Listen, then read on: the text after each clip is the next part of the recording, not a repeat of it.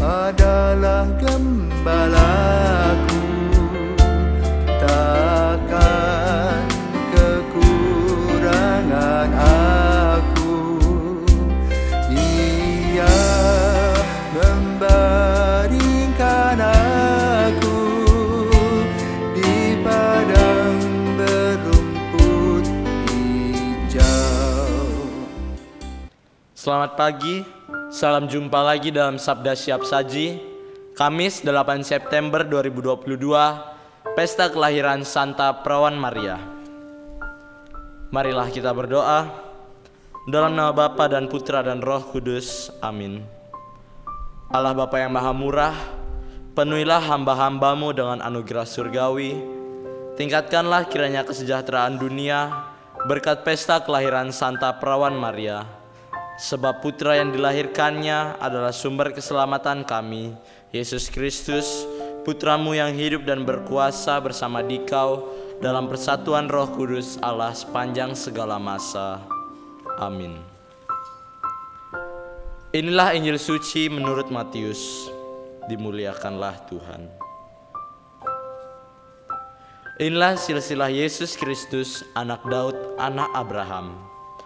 Abraham memperanakan Ishak, Ishak memperanakan Yakub, Yakub memperanakan Yehuda dan saudara-saudaranya, Yehuda memperanakan Peres dan Zerah dari Tamar, Peres memperanakan Hezron, Hezron memperanakan Ram, Ram memperanakan Aminadab, Aminadab memperanakan Nahason, Nahason memperanakan Salmon, Salmon memperanakan Boas dari Rahab, Boas memperanakan Obed dari Rut, Obed memperanakan Isai, Isai memperanakan Raja Daud, dan Daud memperanakan Salomo dari istri Uria, Salomo memperanakan Rehabeam, Rehabeam memperanakan Abia, Abia memperanakan Asa, Asa memperanakan Yosafat, Yosafat memperanakan Yoram, Yoram memperanakan Uzia, Uzia memperanakan Yotam, Yotam memperanakan Ahas, Ahas memperanakan Hizkia, Hizkia memperanakan Manasye,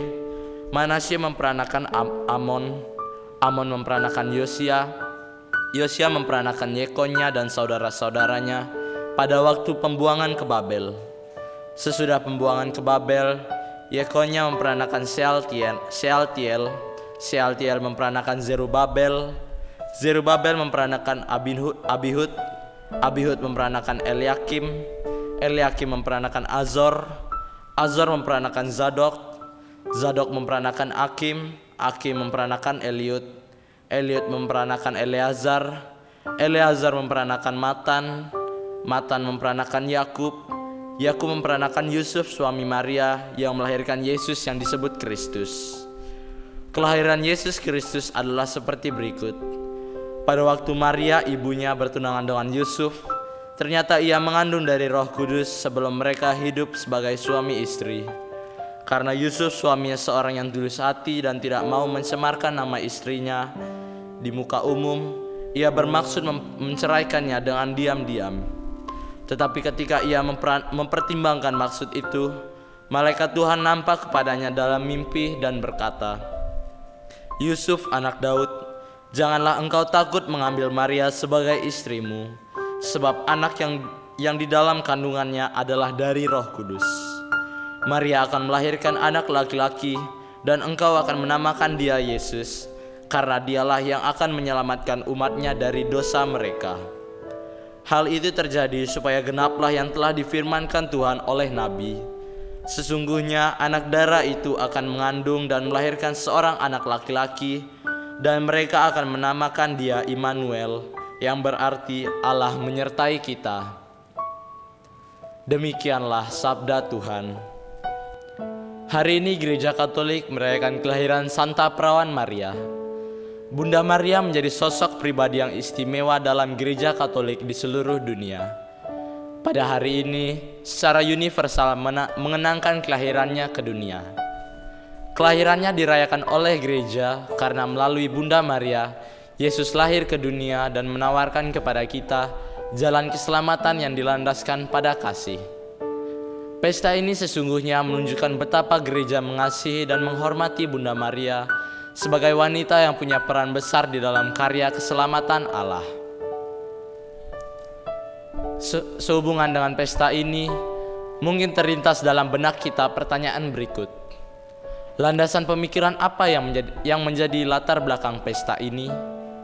Kita tidak bisa langsung menjawab pertanyaan ini dan membeberkan peristiwa kelahiran Maria secara lengkap dan objektif berdasarkan informasi-informasi dari dokumen-dokumen terpercaya gereja seperti Alkitab. Yang mungkin bagi kita ialah melihat peranan dan kedudukan Maria di dalam rencana dan karya keselamatan Allah di dalam sejarah.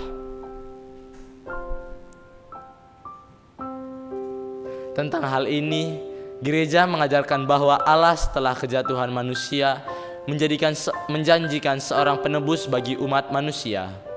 Penebus itu ialah anaknya sendiri. Untuk maksud luhur itu, Allah membutuhkan kerjasama manusia. Allah membutuhkan seorang perempuan untuk mengandungkan dan melahirkan anaknya. Siapa perempuan itu? Perempuan itu adalah Maria, seorang putri keturunan Abraham. Dari sini gereja mengajarkan bahwa Maria telah ditentukan Allah sedari kekal untuk mengandung dan melahirkan anaknya. Untuk itu ia suci sejak lahirnya dan diperkandungkan tanpa noda dosa asal. Dalam konteks pengakuan iman inilah, gereja merasa perlu menentukan suatu hari khusus, yakni 8 September untuk merayakan peristiwa kelahiran Maria.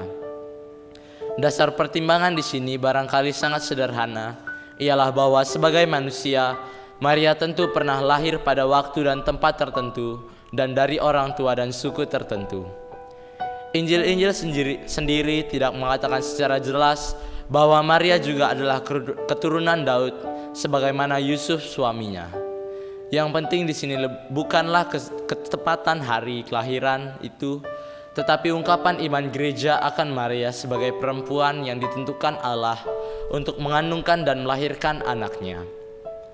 Dalam bacaan hari ini, Santo Yusuf suami Maria hadir sebagai pasangan yang sepadan dengan bunda kita.